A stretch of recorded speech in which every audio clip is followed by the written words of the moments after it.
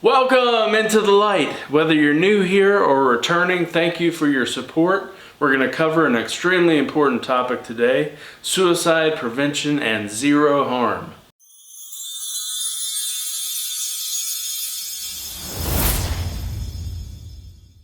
I've talked about this in many of my other videos, and point blank, we're pulling out all the stops in suicide prevention. Maybe spirituality and the study of life after death is too woo-woo for you.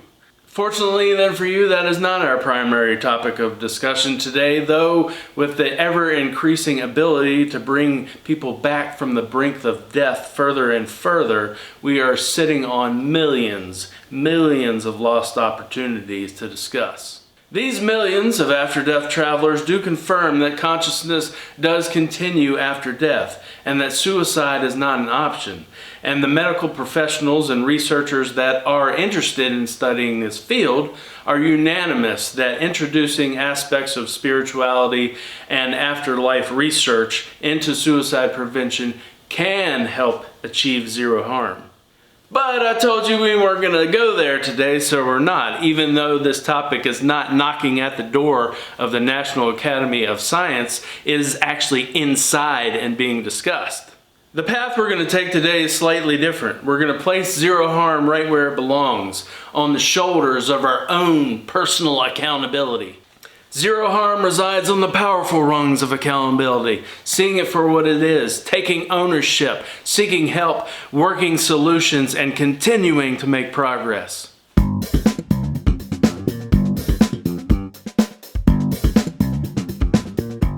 You see, the only way to achieve zero harm is not to surrender to the problem, but to surrender to the fact that you can and you will overcome this. You can do this. Seek help. Let's watch this clip.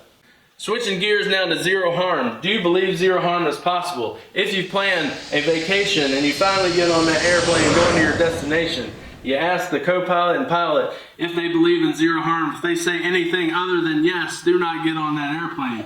Is zero harm achievable in this situation? It looks like it's not, but it is.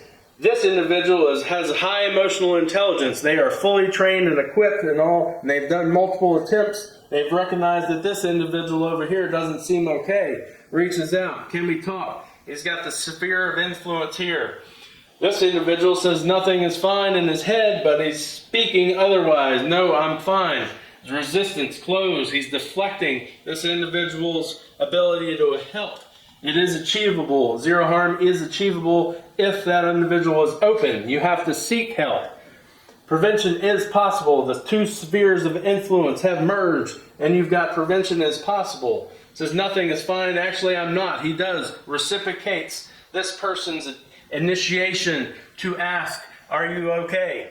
Is zero harm achievable in this situation? You've got somebody that needs help. You've got others in their social network that are low emotional intelligence. They are unaware of the situation. They are unaware that this individual needs help. They are stuck in their social isolation media.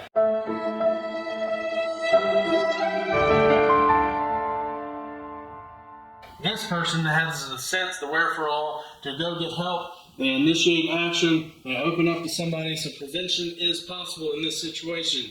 The two spheres of influence meet. Waiting and hoping is not an effective strategy. Seek help. Be the initiator. Now let's look at the best and worst case scenarios. In this situation, is zero harm achievable? Yes, it is. You have prevention is possible here. You have this individual is spiritual. They have a spiritual pillar. Their mental, their physical pillars are falling, but they've reached out. They've got a social pillar here. They've reached out to an individual for help. They are an initiator in this situation. Prevention is possible.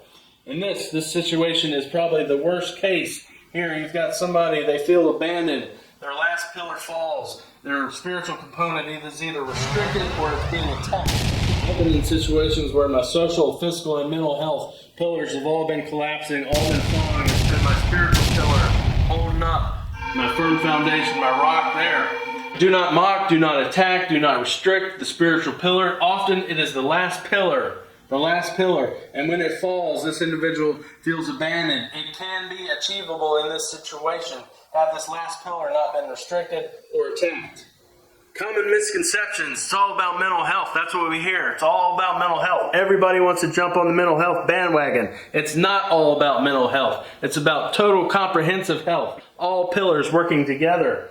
In this situation, mental health told him to go jump off the bridge. Kevin Hines, he wrote the book, Crack Not Broken. He turned his back on social health. His dad recognized that he needed help, and he turned away from the help. And then society ignored the signs. He said he was looking for signs. He said, if somebody just reaches out, I won't do this. But that failed. Social health failed. Physical health. He took the steps. He walked, his physical health walked him off the bridge. So all three components failed. It was his spiritual health that is what saved him in the end, where he's plunging to his death. He called us out to his divine Savior, his God, and that's what saved him. As I'm falling, I said, what have I just done? I don't want to die. God, please save me. Hit the water.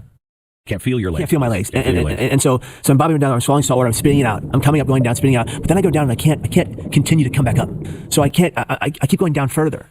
Something begins to circle beneath me, something large. And it just circles faster, faster, faster, faster. And no longer am I wading in the water to stay afloat. I'm lying on top of my back, being kept afloat by this creature. By the way, Kevin, there was no shark like you mentioned on the show, but there was a sea lion. And the people above looking down believed it to be keeping your body afloat until the Coast Guard boat arrived behind you. I call that a miracle.